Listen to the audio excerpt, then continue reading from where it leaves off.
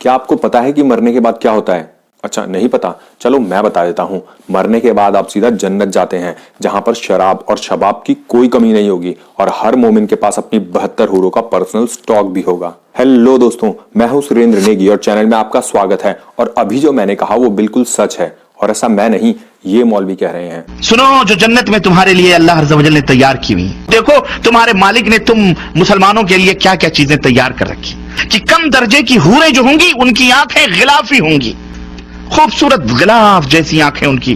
वो पहने हुए आराइश और जमाल के साथ वो गांव तकिया लगाए हुए तुम्हारे इंतजार में बैठी होगी। तुम कहां पड़े हुए हो मुसलमानों, कहां सो रहे हो? ये जो हसीन और खूबसूरत हूरें मिलेंगी, क्या सिर्फ चूमने और बगलों में बिठाने के लिए मिलेंगी? नहीं, जैसे चाहोगे इस्तेमाल करो, दबा के 100 मर्दों की कुव्वतें। तो देखा आपने, ये सब आपका हो सकता है। हमारे देश में ऐसे मौलवियों की कोई कमी नहीं है जो जन्नत का चूरन और टिकट दोनों बहुत ही सस्ते में थोक के भाव बेचते हैं। हर ऑफर की तरह इस ऑफर का फायदा उठाने की भी कुछ शर्तें हैं। सबसे पहली बात कि आपका मुसलमान होना बेहद जरूरी है, क्योंकि काफिरों को जन्नत मिलेगी ये सोचने वाला भी सीधा दोजख में लैंड हो जाएगा। दूसरी बात, आपको अल्लाह पर विश्वास होना चाहिए, तभी आप इस ऑफर का फायदा उठा पाएंगे। और ऑफर इसलिए कह रहा हूं क्योंकि जिस तरह ये मौलवी जन्नत का पैकेज बेचते हैं, उससे तो लगता है कि मैं किसी मॉल में आ गया हूं और अगर मैंने जल्दी नहीं की तो ये शानदार मौका मेरे हाथ से निकल जाएगा। इसी तरह के ऑफर को अपना बनाने के लिए बड़े बड़े आतंकवादी कभी अपने और कभी दूसरों के देश में महान महान काम करते हैं, जैसे बम धमाके करना और बेगुनाह लोगों को मारना, ताकि उनके पासपोर्ट पर जन्नत का वीजा लग सके और 72 हूरों के साथ प्राइवेट पार्टी का मौका भी। जन्नत कैसी होगी, वहां किस किस तरह की फैसिलिटीज मिलेंगी और हूरों का फिगर क्या होगा, इन सब की डिटेल्स कुछ मौलाना बहुत ही बारीकी से देते हैं। ये देखिए। तुम यहां मैली कुचैली बीवियों को पाकर अल्लाह को भूल जाते हो और सड़ी गली औरतों के ऊपर दिल फेंकते हो ना कि तुम आशिक हो गए, इश्क हो गया, लब हो गया, मैं लब करता हूं। सुनो, जो जन्नत में तुम्हारे लिए अल्लाह अज़्ज़ व जल ने तैयार की हुई और तुम खुजड़ों खसरों तवाइफों की तस्वीरें और फिल्में देख देख कर अपने वक्त को जाया करते हो। तो देखा आपने, ये मौलवी कह रहा है कि तुम मैली कुचैली औरतें पाकर खुश हो जाते हो और सड़ी गली औरतों के ऊपर अपना दिल फेंकते हो। इसके बाद की भाषा का इस्तेमाल तो मैं नहीं करूंगा, पर यह बात तो पक्की है कि जिस मजहब के ठेकेदार ऐसे होंगे और औरतों के बारे में ये सोच रखते होंगे, वो अपने मदरसों में क्या सिखाते होंगे ये मुझे बताने की कोई जरूरत नहीं है। हाँ, तो कोई फेमिनिज्म की ठेकेदार इस बारे में कुछ बोलना पसंद करेगी?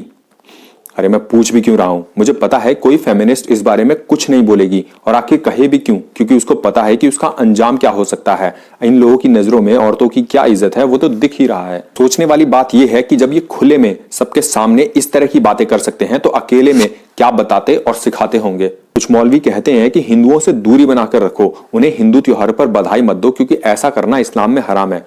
अबे ये कैसा साइंस है यार, मतलब इसमें लॉजिक कहाँ है? देश में भाईचारा भी बढ़ाना है और सामने वाले को अपनाना भी नहीं है क्योंकि तुम्हारी नजरों में वो एक काफिर है। और जो लोग हिंदू मुस्लिम भाईचारे की बात करते हैं वो जरा इन मौलवियों की बात सुन ले कि आखिर क्यों हिंदू और मुस्लिम भाई भाई नहीं हो सकते। रब्बुल इज्जत ने सूरह आल इमरान सूरह नंबर 3 और आयत नंबर इसकी 27 में फरमाया और कहा, ला यत्तखिज़ुल मुमिनून अल काफिरीन औलिया मिन दूनिल मुमिनीन। ला यत्तखिज़ुल मुमिनून अल काफिरीन औलिया मिन दूनिल मुमिनीन। अहले ईमान को छोड़कर उनके साथ ये रिश्ता कायम करना अल्लाह को पसंद नहीं। ये वही लोग हैं जो कहते थे कि कोरोना कुरान से निकला है, जिसे अल्लाह ने काफिरों को खत्म करने के लिए भेजा है और ये अल्लाह के बंदों को छोड़कर बाकी सबको खत्म कर देगा। देश पर हमला करने वाले बड़े बड़े आतंकवादी इसी तरह के मदरसों से निकलते हैं जिन्हें बचपन से ही जिहाद करना सिखाया जाता है। जिहाद काफिरों के खिलाफ, जिहाद गैर मुस्लिमों के खिलाफ और उन सब के खिलाफ जो अल्लाह को नहीं मानते। ऐसे बच्चों को बचपन से ही हथियार चलाने की ट्रेनिंग दी जाती है और साथ साथ ये भी बताया जाता है कि इन हथियारों का इस्तेमाल किस पर और किन किन तरह के लोगों पर करना चाहिए। दौलत इस्लामी मदरसा दा मकतब दे ना लफ्ज़ दे जिहाद। जिहाद से तवे जिहाद چې अल्लाह ताला दिन او د الله کلمه چې دنه په ټولو خلکو باندې د بار شي، ځکه الله فرمای چې غسته د حفاظت لپاره او د کوم خلکو سره نو په دې باندې موږ تاسو ولو کافر। आपको क्या लगता है कि अजमल कसाब जैसे आतंकवादी आसमान से टपकते होंगे?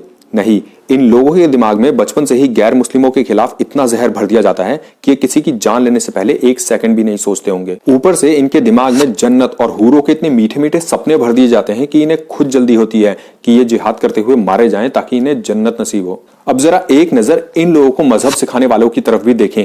ये मीडिया रिपोर्ट्स इनका कैरेक्टर सर्टिफिकेट्स खुद तैयार कर देंगी।